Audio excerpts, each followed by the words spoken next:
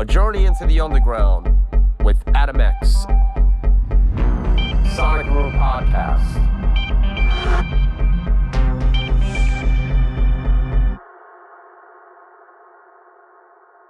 I'm Adam X. Welcome to today's episode where British techno rave legend Mark Archer of Altern and Nexus 21 joins me for a chat. Mark is a true icon of UK rave culture. Back in 1989, his Nexus 21 project alongside Chris Peat made techno history as they became the first international techno artists to be invited to Detroit, where they then teamed up with Kevin Saunderson and recorded and released on his KMS imprint. With an immeasurable discography that played a major part in the early techno rave days, this is a conversation not to be missed. Sit back, relax, and listen to this pioneer of the UK techno scene talk shop with me. How you doing, Mark? I'm good, thank you very much. It's been a minute. Yes, been a while. Last time was maybe just up the street and down the road a little bit with Postmanhoff with what was it, Techno Zoo party, right? Yeah, like 10 years back. And I haven't seen you in that time. Yeah. We got a lot of catching up to do. Yes. But first, let's go into the past because I got to learn a little bit more about your history. I know most of your stuff since the beginning, but I don't know the inspirations and everything that started. So basically, you started out, the first records came out around like 88 and you were doing stuff for Blue Chip, right? Yeah. And it was, at that point, you were doing like Rhythm Mode D or something, right? And that was a bit more like kind of hip hop, electro-y. I love that Who Are the Warriors track that's on the Roughest Tough album. Yeah. It's one of my favorites, right? Oh, nice one. Yeah, and then you were doing like other stuff on the different names, like on the Acid Trance album that was on Blue Chip. All the different names. Long before trance music. Yeah. It was Acid House. But it was called Acid Trance. Yeah. And so give me a bit of the history of like what you were doing prior to that and the music inspirations that you were into and what led up to winding up on Blue Chip and how you started to make this music. Right. I mean, I've had a lot of very lucky coincidences during my career. Ending up on Blue Chip. I was just getting into the idea of how certain things were made on records. So I was into the electro stuff, like the electro funk in the early 80s. And there was one particular record called We Come to Rock by the Imperial Brothers. Of course, and so on. And there's a cough that's sampled and it plays a tune. Now back then I didn't know about sampling and how they did things like that. So the cough is right on its own at the end of one of the mixes. And I managed to get a little Casio SK1 sampler, and it was kind of you just hold the button down and hold it by the speaker and it'll sample the noise. And I sampled this cough and played the pattern that was on the record, and it's that's how they do it, kind of thing. So that was my first little foray into production, learning how things were done. And one of the guys who used to be in a breakdance crew in Stafford, where I was from, he'd got a set of Technics decks, and I bumped into him. This was early in '88. Bumped into him in town, and he's like, "Oh, I've heard you've got a keyboard. Why don't you come round, bring it round mine? I've got the decks." So he was cutting up two copies of records, and we were playing bass lines live over the top of them, recording it through his mixer, and then we'd play the cassette through the mixer again and overdub things. Obviously the quality was really bad, but that was, I guess it was the first demo tape that we did. We had no idea, about releasing it or anything, but at the same time a studio had just opened in Stafford, and they were advertising for people, if you're in a band and you want to come and record your demos or whatever. And we saw this advert in the paper, so I thought we'll take the tape down there. Took the tape, bloke listened to it and said, "Oh, we're running a label," and just signed us there on the spot. Which we walked out of there can't believe what's going on. Was that when you were working with Dean Meredith from Bizarre Inc? Yeah. So Dean was the other person that had the keyboards. He was So that's why it was called Rhythm Mode D, because his DJ name was Slick D. Okay. So he put the D on the end of it. But originally we wanted to do acid house, you know, that because it was like early '88, and that was what we were into. I mean, we were obviously into hip hop and stuff, but the label boss, he saw what was in the charts at the time, and the charts obviously behind the underground scene. So there was things like Bomb the Bass that was in the charts, S Express, and you know, like the stuff with lots of cutting and things on the top. So he was like, that's what's making the money at the moment. Can you do this? Which is why we did the more hip hop edged stuff. So we originally went in wanting to do the acid trance thing, but that took until like, I don't know, it was like October of '88. By the time we got, you know, he said, oh, go on then, you can do some acid. And where did you get the 303s from for that? Well, it's weird because we didn't actually get a 303 for ages. So we were using, on one of the tracks, there's a Gen SX1000 that it's only got the audio out. So we had someone play the pattern down to 2-inch tape for 7 minutes while someone else stood there and messed about with it. The ways that you had to do things in the improvisation techniques back then, right? It's kind of mind-blowing. And then we had someone bought a 101 in. So we were trying to get the 101 sound as close to a 303. So we used that a lot, and we also used that on the first Nexus 21 album. And so from Rhythm Mode D, I think you first, before you did Nexus 21, it was the Bizarre Inc. album you were involved with, the Technological, right? The full length. And that would be kind of your first foray into this more Detroit sound, right? Yeah. That would be I think, before Nexus, right? Before Rhythm of Life, right? I mean, it was kind of a halfway between like the Mr. Fingers washing machine sound and the Detroit techno sound. But me and Dean stopped working together after we'd done that. He wanted to do things on his own. So I started working then with Chris. I had some ideas. On my 21st birthday, I was bought it's got Hits of House box set on Street Sounds Records, and there's one of the records had loads of Detroit stuff on it, and I thought, this is what I want to do. And that's the first time you heard this Detroit sound of techno? I mean, I'd heard you know, the dance, keynotes tracks, you know, the Strings of Life, but this was when there was like a whole album of it, and I guess it was at the time, because we didn't have an 808 or a 303 or a 909. I mean, I didn't really know, you know, I'd heard of them, but didn't really know what sounds came out of what. So the albums were heavily sample based. You know, if there was a drum loop on its own, hi-hats, whatever, or individual hits, kicks, snares. What kind of sample were you using back at the time period? Sonic or Akai? It was an Akai S900 they had originally, and then they upgraded to the 950. So you're using all the tone banks and making all the bleeps with it. Yeah. So if we want to, maybe we should explain to the people, the Akai, the sample had, you know, the tone banks in it. So a lot of the bleep techno and the bass sounds came in a lot of the early techno records from actually the sample. It's just built in, like test tones, right? Yes, yeah. It's pretty amazing stuff. I think that created its own sound at that point, which you were also heavily involved in, right? Yeah, it was a good cheat, though. You know, you'd find out, or someone would say, you know how they get that bass noise. It's just the sine wave tuned down, and it's, oh, no way.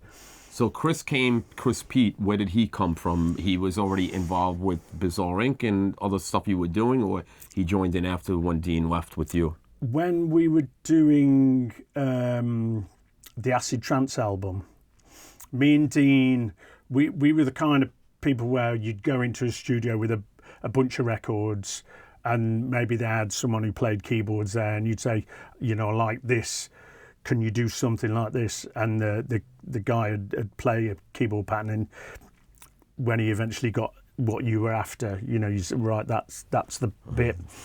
And the studio engineer at Blue Chip, he left. So they advertised for people, you know, who could play keyboards or who could use computers. Because never really used a computer up to that point. So all of a sudden you're faced with, I think it was Pro 12 was the sequencer that they had when we first started there. Then they moved to Pro 24, and eventually we moved on to Cubase.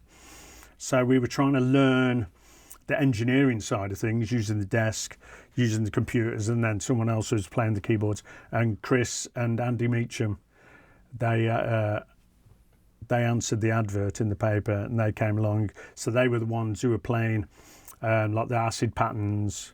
A lot of people don't realize that a lot of the music back then wasn't made in bedrooms, that it was actually made in professional studios, and that people like us who didn't know how to play keyboards went and we had engineers there. That's how it was. Exactly. A lot of people think it started in bedrooms, but it really did it? No. You think? No. I mean, we were very lucky to be working in such a big studio. I mean, we managed to get jobs out the studio as engineers. So we did our recording when there was no one booked in there. So you'd have bands in there, and you'd record them. And I mean, we worked with people like Junior Walker, Junior Walker and the All Stars, a lot of the old Northern Soul guys, because the bloke around the studio, he was a Northern Soul DJ, so he was getting everyone in to record their material, and they'd be sitting there pushing all the faders up, and you'd wait until they go out the room and bring everything back down again. Yeah, it's crazy, because a lot of those people were kind of responsible for a lot of the records of people that were in the studios. People like Robert Gordon from Forge Masters. I mean, he was an engineer, and he was doing so much production work on a lot of the early bleep techno records for Cabaret Voltaire and stuff like that. And it's those guys that really added a big part to the music, but they were in the background, and they often don't get a lot of credit for their involvement in all of it, I mean, they knew what they were doing. When we went in a studio, we had no idea about production. I've had people say they've studied the Nexus 21 album for how long we had this bit in for, and then when we dropped this, and how many bars, and they studied it and used it as like a template.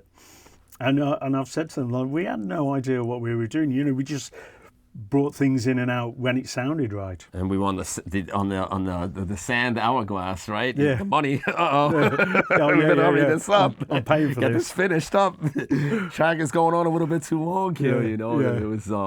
I mean, I used to actually program a lot of the stuff at home. I have a 909 or an 808 or whatever, 303s, and I would try to get a lot of it done in the house and have already patterns set. Yeah. That if I met my ex-partner from back in the day, Jimmy Crash, who I did X-Crash with, that we'd be able to get at least some of the work done before we got there, so we had a bit more time to get the arrangement and the mixes down because of the money. Because it was a lot of money back then to go to the studio. Totally. So you did the Bizarre Inc., and then Dean left, and then you started Nexus 21 with Chris, right? Yeah. And then pretty soon after that, I mean, it wasn't probably not even a year that Rhythm of Life came out of Nexus 21, right? Yeah.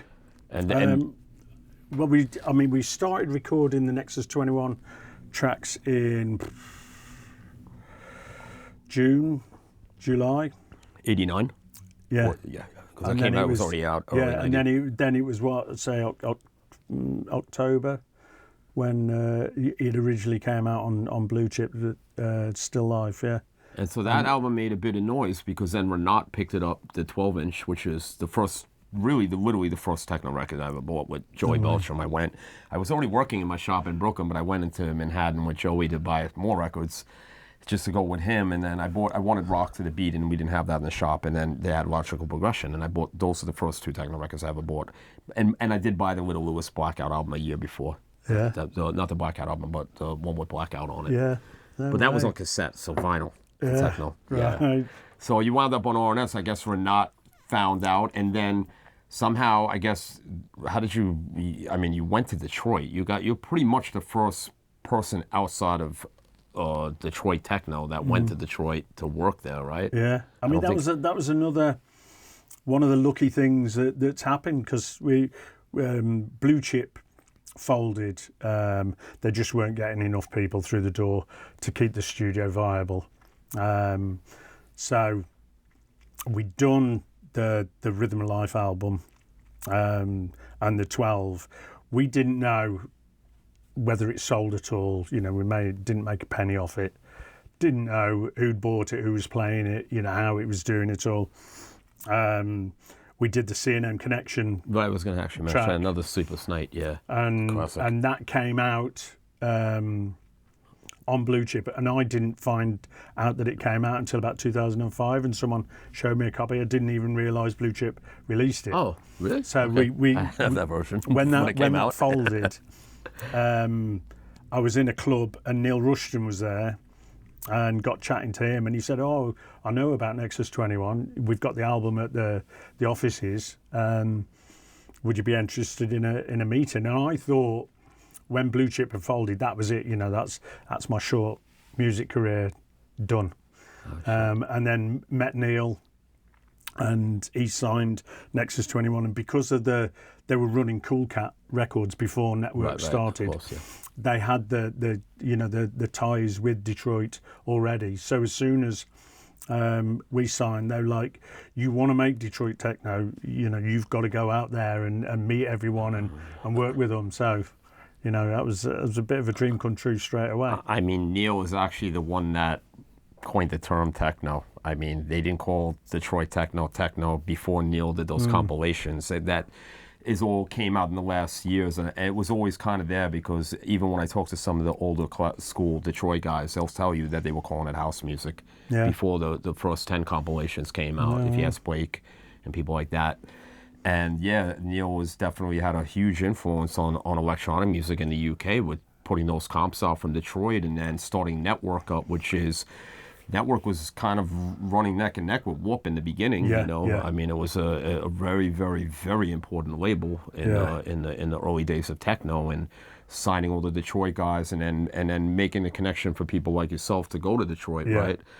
But C&M Connection came out before you went to Network, right? Because it came out on KMS also, right? C&M Connection is on KMS also. Yeah. Well, that was something that Neil. Neil did that, okay? Because he put C&M Connection also out on Network, if I remember right.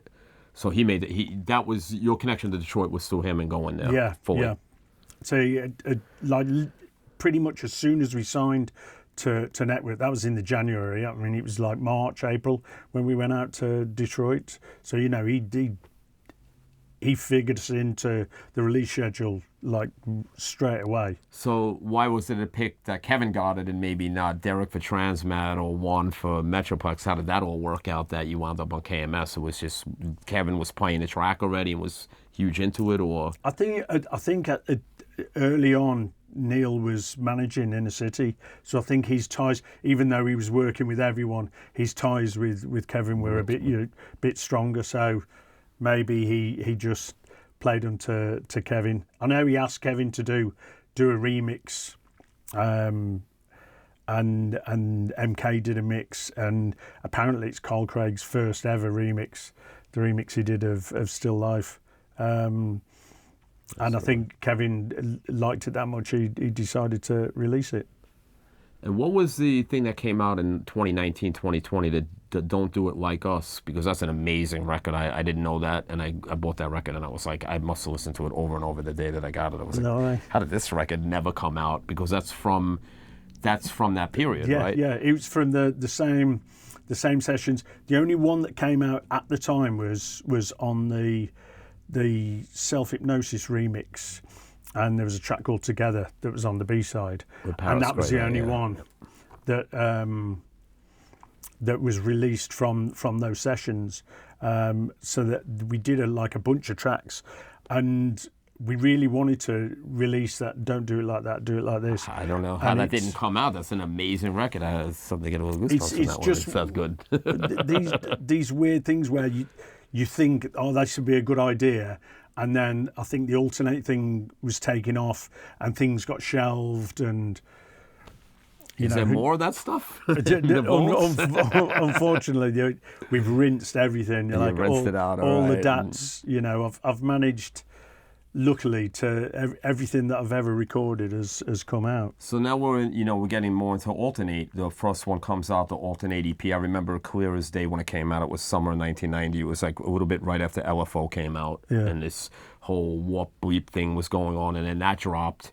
And it wasn't super bleepy like those records, but it definitely still had this really heavy overall Detroit vibe. This is before like all the rave sounds and stuff were the big thing. And so you're on network, and this whole Sheffield sound is happening. Were you playing up there a bit, and were you connected to anything when Sheffield leads this whole?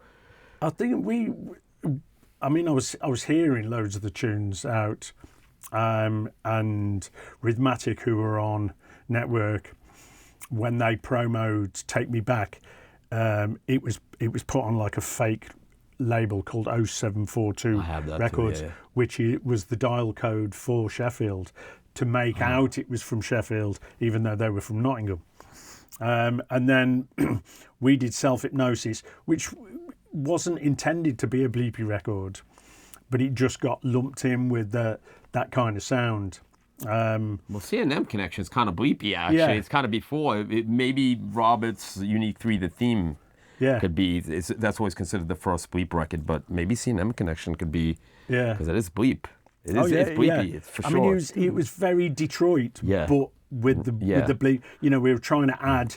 I don't know if anybody's even brought that up before. To think about it, they were kind of running neck and neck. Yeah, it was very, very early doors. So you all of this is blowing up in northern England. And Stafford is considered kind of Midlands, right? A bit. So you're almost there. Yeah. And from the Overload, was that a successful record when it came out? Was it because I don't remember. We're in New York. The scene is very new, so we didn't really have a gauge on what these records were doing in Europe at the time. It was. At that point. I think it sold on value for money, because where a lot of DJs you'd see a record where you've got like 8 tracks that you can play out, or you can buy like a US import where you've maybe got like the one version and it's like double the price. So a lot of DJs bought it to fill out sets. So it did well for an unknown band. You guys should re-release it as a double pack. That would be amazing. Neil's mentioned it, to be honest. But he's doing it. Okay, yeah, but that would be amazing to have that back out as a 2x12. We've got like remixes of Frequency, like they're about to come out, and there's the anniversary of the Full On Mask Hysteria album. So there's a lot of things that we want to try and get out, but you don't want to like cram everything in, too soon. Give some space, but that's 35 years old, that release, which is, it's mad. But people love all that stuff now. You don't see that, all these, do you remember this bleep label from Northern England, this Cat Records, CATT? There's like maybe 20 records on this label. They're all like kind of bleep Detroit sounding records, and nobody knew this label. It was super obscure.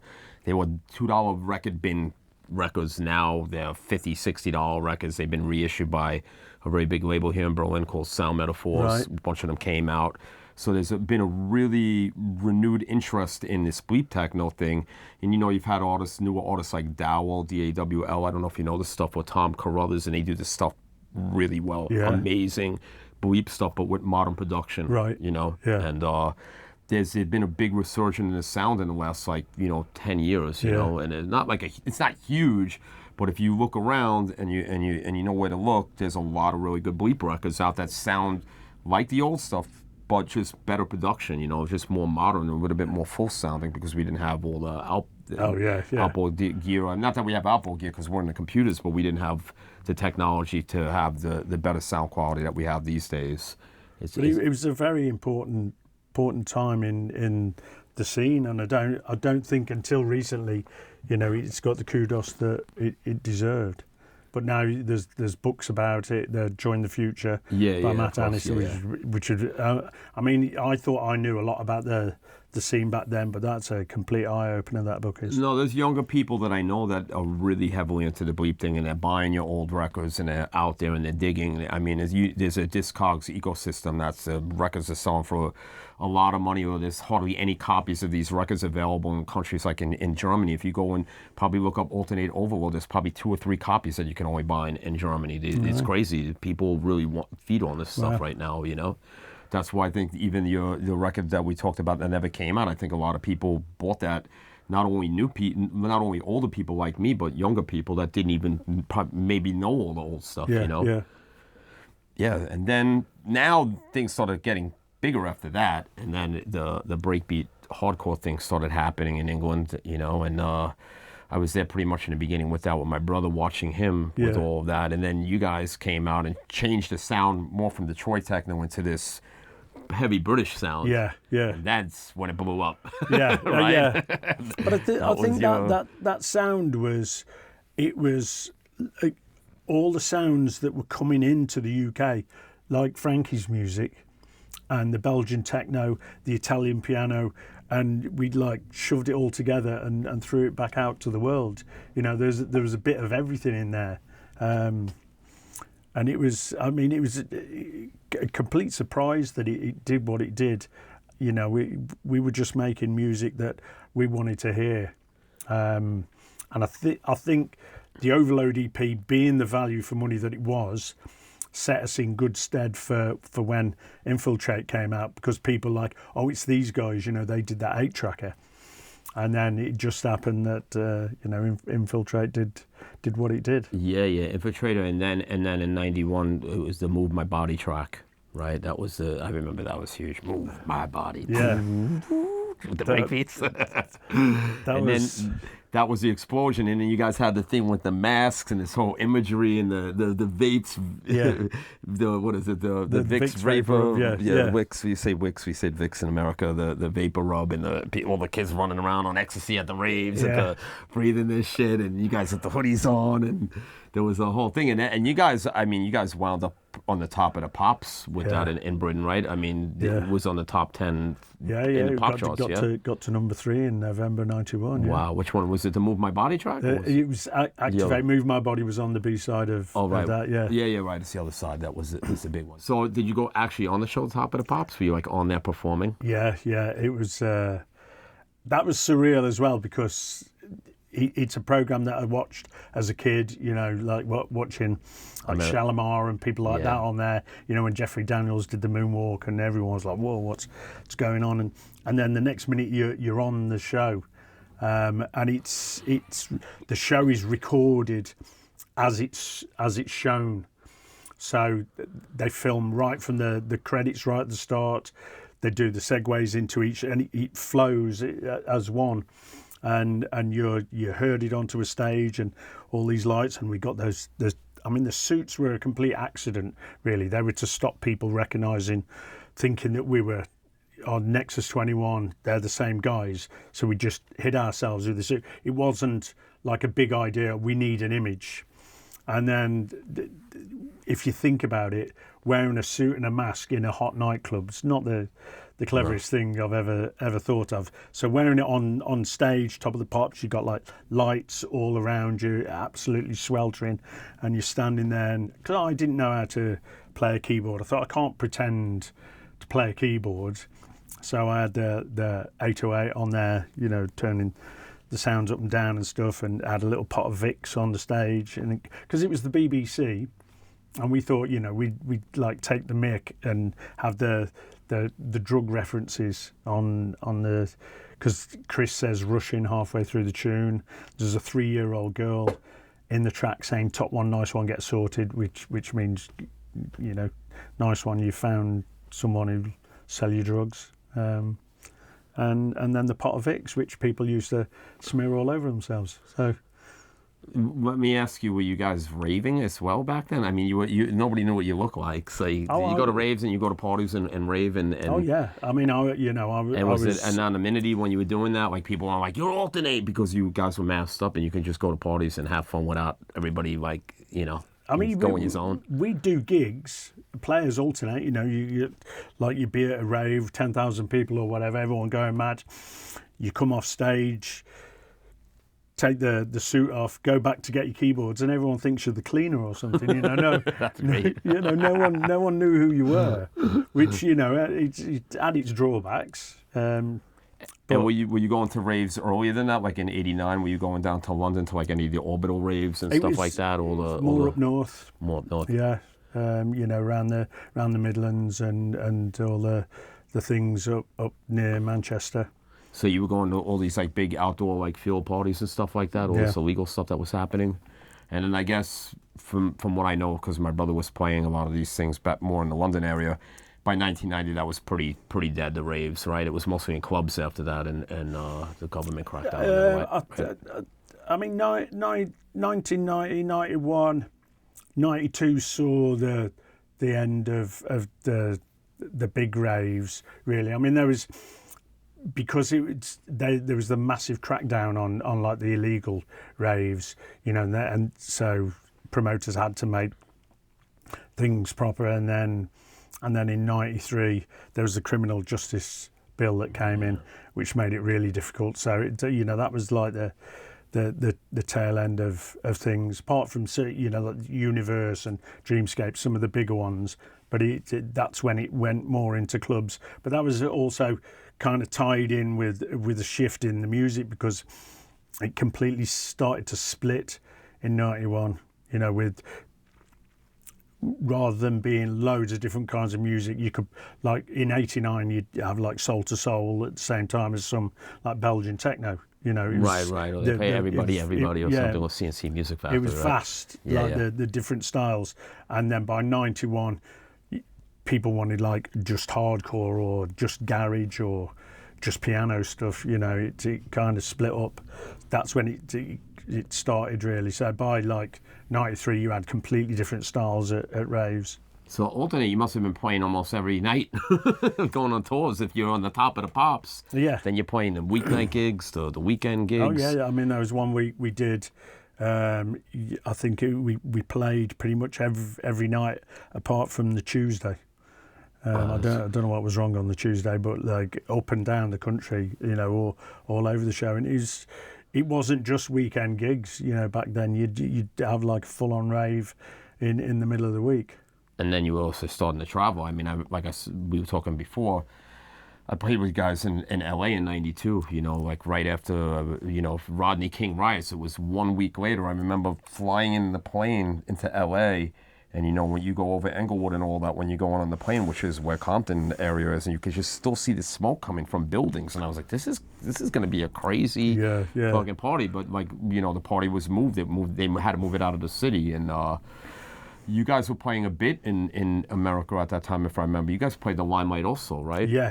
And but on different periods, you were coming back and forth a bit, right? Yeah. I mean, we did the Limelight in 91. I mean, and Joey was playing just before us, and the last track he played in his set was "Move My Body." Right. He remixed it too, didn't he? Yeah.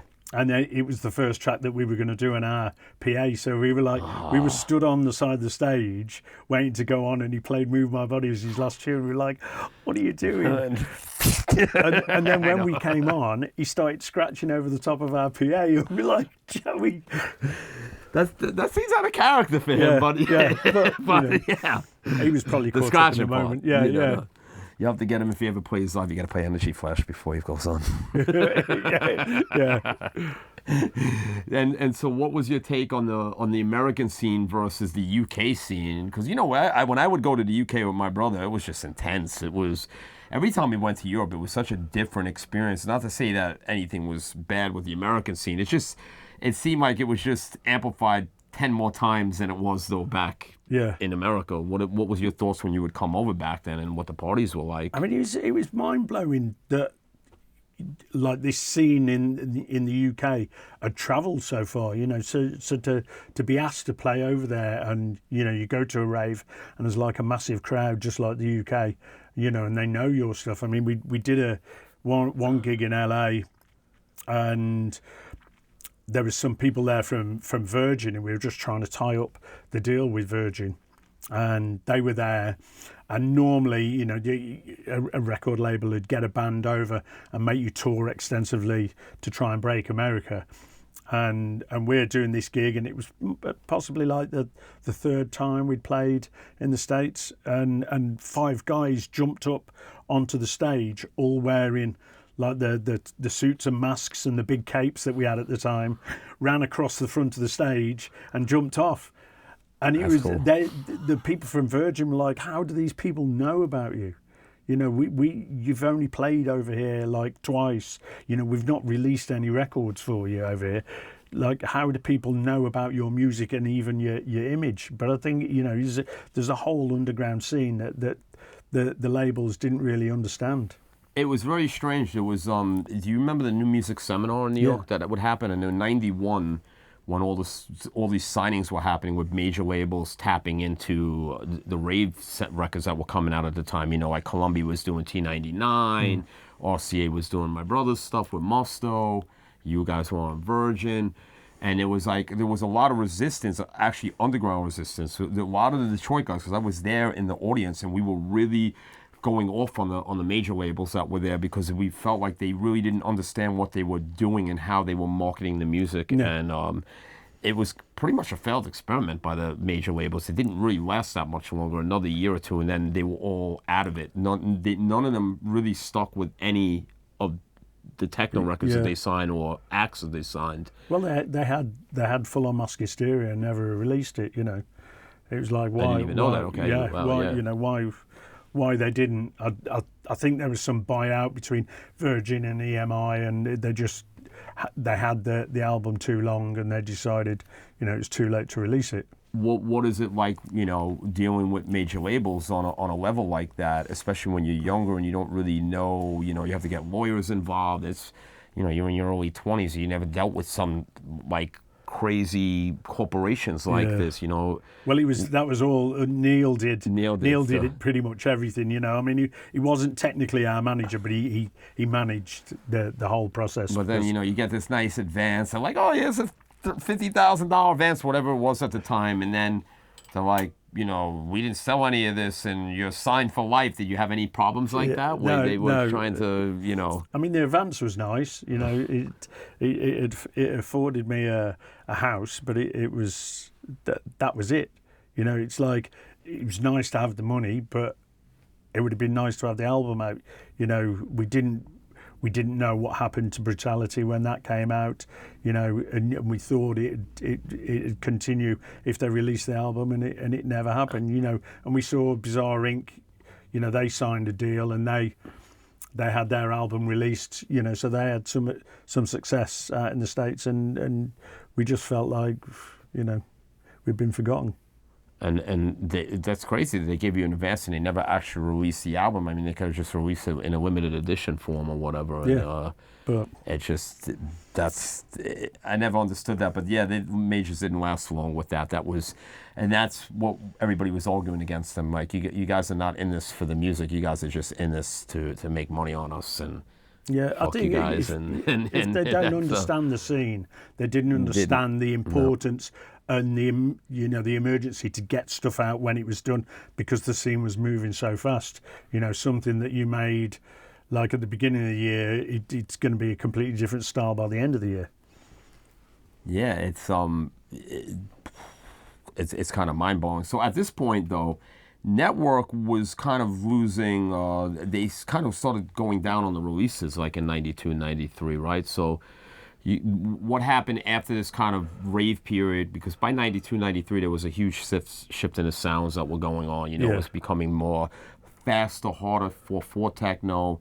The UK hardcore was becoming more drum and bass at this time, like, you know, like Too Bad Mice and all that stuff coming out on Moving Shadow. They were definitely going more to this drum and bass kind of jungle stuff. And, you know, you guys, what was the next logical progression?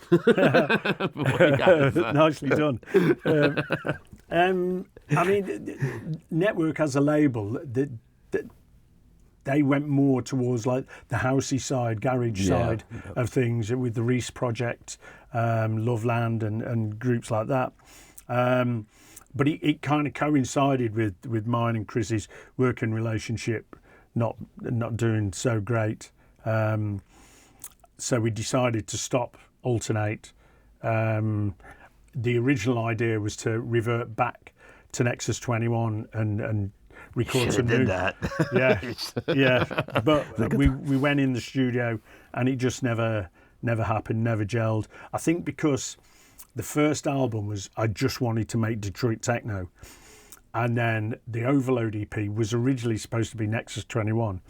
And when we played it to Network, they said, there's like so many different styles in here. Nexus 21 fans will, you know, they'll be a bit purist about it. Like, this isn't Nexus 21. So that's why it came out with as Alternate. I'm not sure about that. Yeah, I think it would have been great as a Nexus 21 album, but I Well, liked it as Altern. I thought it was a cool name, Altern, Yeah. and then 8 when I got the record, and I was like, this is cool. Well, it was supposed to be Alienate, and the label got it wrong. Oh. Yeah. Oh, shit. So, Alienate. yeah. Wow, okay. But when we went back in the studio in 1993 to do the Nexus 21, I just wanted to do like the Detroit stuff, but there were so many influences coming in. It just wasn't what we were doing just wasn't right at all. There was more housey elements to it, garagey and stuff like that. So I don't think it would have done well if we had finished any tracks and 93 was a weird period. It was Yeah. it was progressive house was getting big, fast trance. It was music was much faster.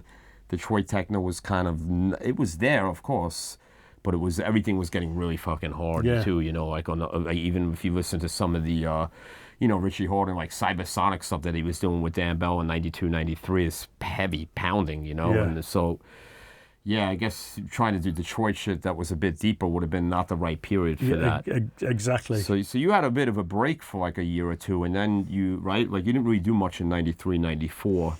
I was doing the DJing stuff, which was like 92, 93. The progressive house thing started in the UK, so I was doing the Zen Mantra I don't know that. tracks. I'll have to look that up. They're on a little label called Stafford North and Stafford South. It's like little side labels. I'm gonna go run and check them out quick before they buy them all up on Discogs And then the chat comes out.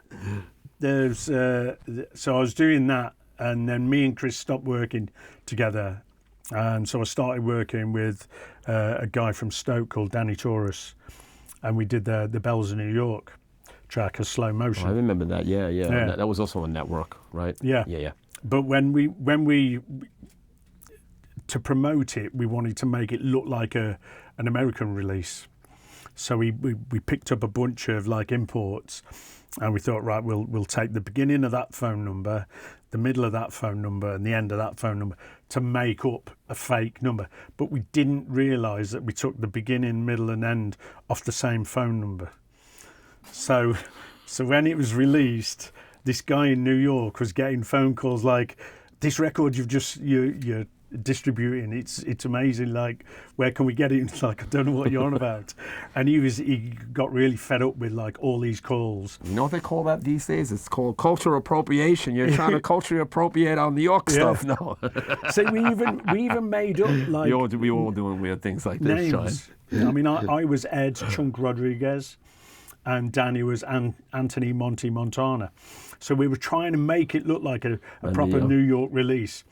And this guy ended up making a 12 called The Real Bells of New York by Co-Motion, like a kind of rip-off. Yeah. Sure, my brother wasn't behind that. No, I'm kidding. He's always doing weird things like that back in the day. And then 95 came, and then Ideal Tracks came out, and you did that amazing Trackman record, which, I can tell you that me and David Sumner, and David reissued it, that was a masterpiece for all of us in New York. We love that record, and it still sounds great. It still has an amazing production to it. So what was brewing there for a while that you went to do that? You were just kind of like seeking out to do your own thing solo now, or Trackman is just you, right? Yeah. It was a guy there who worked at Network, Neil Macy. He was actually at the club DJing when I first met Neil Rushton, and I got speaking to Neil, the DJ, because I took him a copy of Still Life Keeps Moving, and said, have you got this? And he went through his records, and he'd already bought it. And he said, "Oh, there's the boss of Cool Cat. Go and have a word with him." So when Neil Macy left Network to start his own label up, he phoned me up and he said, "Can you do me a bunch of tracks for the first release of our new label?" And I was like, "What kind of thing are you doing?" And he said, "Oh, it's called," and I know it's a dirty word now, but it's called Tech House at the time. And I said, well, I know what it is. I was with the man Yeah. who kind of invented it the other day, Aubrey. Yeah, yeah. He's one of the So top he, dudes. he So was, yeah, he was like, dirty word. It's funny because I had that same conversation with him about that. yeah, it's weird how names, mean different Yeah. things nowadays. But I said, but I've not heard any of it. What is it? What is it like? And he said it's like Detroit techno, but with more housey drums. Kind of Jack in Chicago. Acid and stuff. So if you listen to the release, I just did what I thought he meant. I didn't listen to any records. There was no influence. I just tried to fit the brief of what he said. So there's some like the acid stuff where it's just like 707 303 or 808 303, and then some like kind of melodic, bleepy, Detroity kind of stuff, but with more housey drums. And I recorded like the 6 tracks, and he was like, what do you want to call them? I'm like, I've not got any names for any of them. He was like, oh, I'll just call them tracks 1 to 6 then. And just for the people to know, the label we're talking about is Ideal Tracks, right? Yeah. And it's so that label is, I always thought it was from Birmingham. Is that correct? Or I mean, Neil was from a place just outside Birmingham, and he ran it from Birmingham for a while from the custard factory, and then moved down to London. yeah, and I can say Surge, and also just a couple of releases on the label, solo one, and then one with Jay Denham from Detroit. Yeah. And then you went quiet. What happened then? Yeah. What was it? Why was it so quiet after such a great record? Well, it was, again, there's a lot of tunes that I've done where you're not told how well it's doing. Okay. So I don't know whether anyone's buying it, whether anyone's into it, do I do more stuff like it? So I was at home, like recording, I was doing jungle stuff, some more techno kind of stuff, but I was still signed to Network, and I was doing remixes and stuff for them. And then Network ceased trading as a label, and I didn't know what to do with this music I was releasing. I didn't know whether the Trackman thing was doing well or not. So from I guess 96 onward, I did a few remixes, 2 follow-up Trackman releases, but then just didn't know what I was supposed to be doing. Life kind of happens, you can't stop life happening, and I had to sell like most of my studio, split up with my wife at the time, so didn't have the house, didn't have the studio, and things went really kind of quiet for a while. Didn't have any equipment to make any tunes, so it wasn't until I don't know the early 2000s when I started doing remixes with Danny Torres that I started making any more music. And what about DJing? You weren't playing out at all at the time and doing some gigs? I mean, like back in the Nexus 21 Alternate days, we were known as a group, so we're only ever asked to do PAs. So I never DJ'd, even though I was DJing at the time and stuff, making tapes, and so I was never asked to DJ for that. Then the Slow Motion, when Bells of New York came out, we were asked to DJ, me and Danny, so we played a few gigs as Slow Motion, and then Danny left the label, Network stopped, and I didn't really have any kind of avenues at all. So I did some local DJing in a club called the Canal in Wolverhampton, playing like house stuff, a lot of speed garage that was out at the time. And then they moved, there was a night in Birmingham called Money Pennies, and they moved into the Canal and bought in their own DJs. So my DJing job, that was it. So right at the start of the 2000s, kind of like I was doing absolutely nothing, no DJing, no recording. Were you following a lot of the mid to late 90s stuff like Surgeon and Regis and all that stuff that was getting really big up in your area at that time? I know from Birmingham, which is not far from you. Yeah. Were you following that side of techno and the whole loop techno thing that got really big, or you were just completely... when I get into a certain kind of music, I tend to like be quite blinkered and you know, to my detriment. Hyperfocus. You know, I just follow one kind of thing. So when I was doing the slow motion thing, and we ran a label called Dancer Records, so I was into like the, you know, Masters at Work, Smack Productions, that kind of stuff. So you went really into the house, yeah, that's what I was following. So, you know, totally missed like the early B12 stuff. Oh wow! Yeah, Okay, you know, so Kirk, Georgia, you didn't know nothing about any of that. Wow. Okay. Or Reload, or you know. Yeah. So it was only years later when. Oh wow! You go to a house party and people have put, oh wow, you know, what's this? Wow. What about? I wanted to ask you. Let's backtrack a little bit. So when you went to Detroit in '89, what was that like? That must have, because I went there in '94 and it was pretty crazy. It was very desolate and like, you know, it's not like when you go to Detroit in the last 15, 20 years. What was that experience like to go to Detroit, and how long did you stay there for? We were there for about a week, but I mean, my head was completely blown, you know, going there and, you know, there's Kevin Saunderson and Derek May and Juan Atkins and Jay Denham, and I was just like, oh my God, you know, just speechless for most of the week, you know, because I was so into the music. And then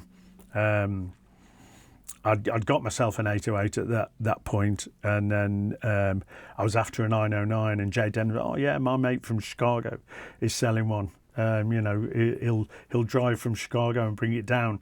And Neil, can you give us some money to?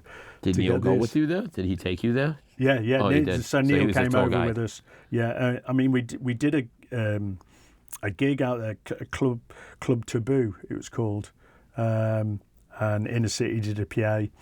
We did a Nexus 21 PA there. I think Derek played, and you know, I met loads of people. You know, of the Techno 2 compilation.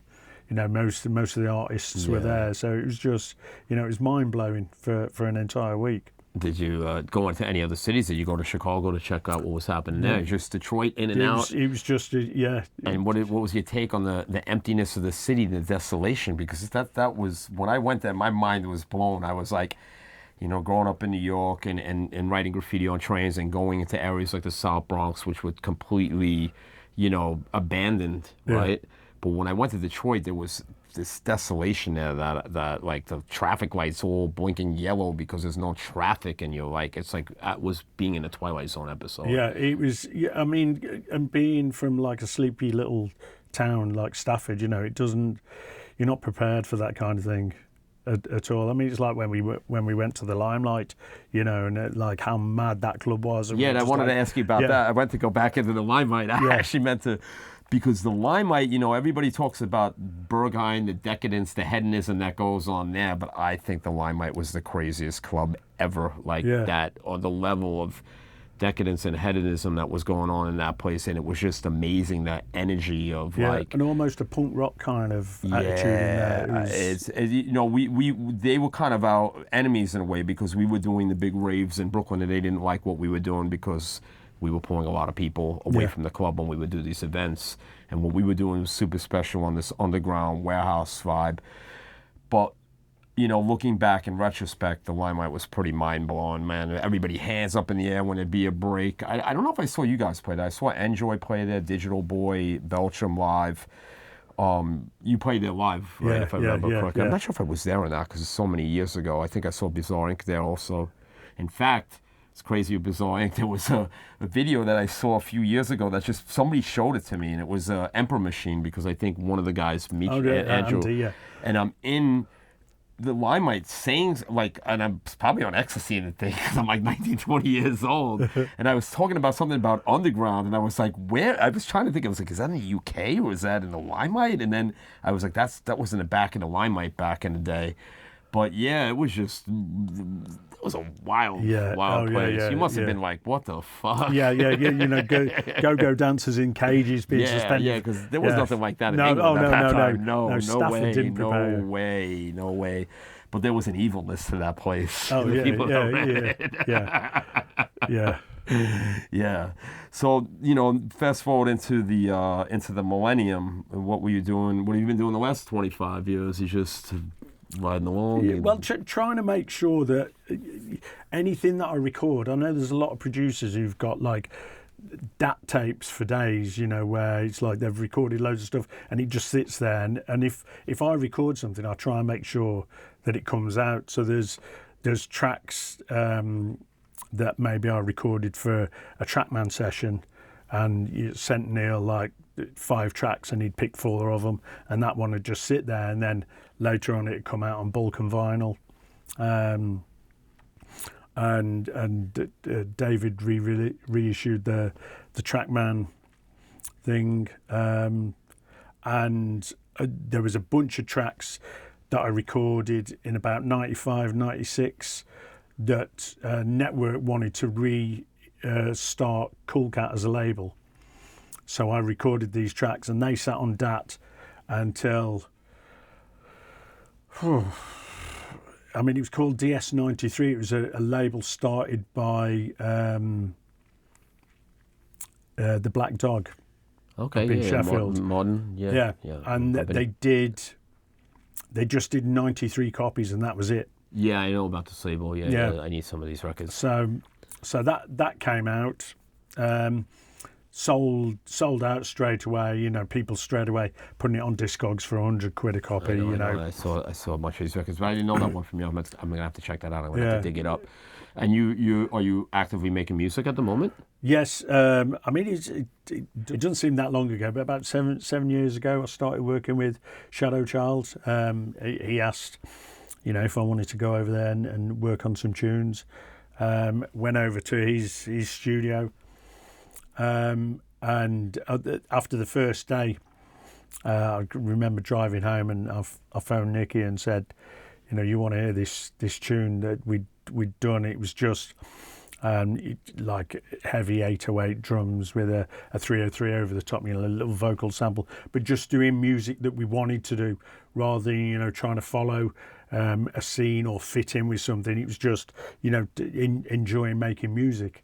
So we've done a couple of releases under the name Mask, stands for Mark Archer and Shadow Child, on Jerome Hill's label, Super Rhythm Tracks. Oh, I love that. I didn't know that. I have to check that out. I may even know these records. I didn't know that was you. So they did a release with Fast Eddie. He did some vocals on a track, and we did a track where I'd been to a Keith Haring exhibition, and there was one room you went in, and it was like an old Hi8 video of Keith talking about various bits and bobs, and there was one particular bit where he was talking about how his dad taught him Morse code, and Shadow Child actually sent me a YouTube clip. This was like a few months later, and he said, "Oh, you want to check this clip out? It's got some great samples in it." And it was this Keith Haring Hi8 thing, and he said, "There's a bit about Morse code. Be a great idea for a track." And I said, "Why don't we spell out Mask in Morse code as the riff of the tune?" So the pattern of the track is just spelling mask. So that would have been a good, great idea for interviews and stuff, explaining how we did this Morse code and it spells it out. And the label that it came out and said, Mark Archer and Shadow Child presents Mask is a bit of a long name. So we'll just call it Shadow Child and Mark Archer. So the whole Mask thing was kind of lost on it. I mean, the track did well, but they didn't run with it. It could have done with remixes. That's the problem with today's music, because it's digital. You don't have the writer's credits on the labels anymore, where people can figure it out. Like if you do Mask and they see on the bottom, you write your names, and everybody used to look at the labels. You can't do that with digital now. Unless you're buying vinyl. It's if you're coming up with new names to use, like new aliases, it's hard to get identified by them within the digital world. Totally. And they wanted, they thought that the name Shadow Child on a record would be better than Mask, and having explaining who Mask is too much of a mouthful, on a little JPEG or whatever. So that it kind of lost that edge to it, but yeah, we've been doing a fair bit of stuff together past 7 years. how do you handle all of it coming from a period where you probably sold, I can't even imagine how many copies the Alternate stuff sold, 100,000 copies back in the day, right? Yeah. To a world where now when you release music on vinyl, 1,500 to 2,000 is considered good in the underground electronic music scene, right? Yeah. And how do you handle that? And does it, for inspiration purposes, and because it's hard sometimes. You're making stuff and you're thinking, does anybody even hear this stuff? Because there's so much music out now, Totally. I mean, it's when I was making the Alternate stuff, when you were fresh at it and you had loads of ideas, and you just wanted to pour them out, and I'd buy like a record, hear a breakbeat on it, and start working on a tune straight away. And now there is a kind of element of is anyone going to hear it? Is anyone that interested? But if you're doing music just for the purpose of enjoying it, which is what me and Shadow Child are doing, music that we want to do, rather than trying to fit in with something. That's you just, again, you're getting stuff out that you want to get out. Yeah, you have to really, at this time, in this day and age, you really have to make music because you want to do it for yourself. Yeah. Because getting it out, it's very difficult. I mean, for me personally, I like to make music so I can DJ my records out and test them on sound systems and hear them out. And I think when that's not able to happen anymore, let's say I play less gigs or I don't have any gigs, maybe I'm not playing anymore, I might be less inspired to make music because I really enjoy making tracks to play out and hearing them on big systems, Totally. Yeah. And that's that. But thank you for coming on, Mark. It's been an absolute pleasure. It was great to have you on here, and it's you're one of my heroes from back in the day. I have still all the old records. I never sold any of them. Nice one.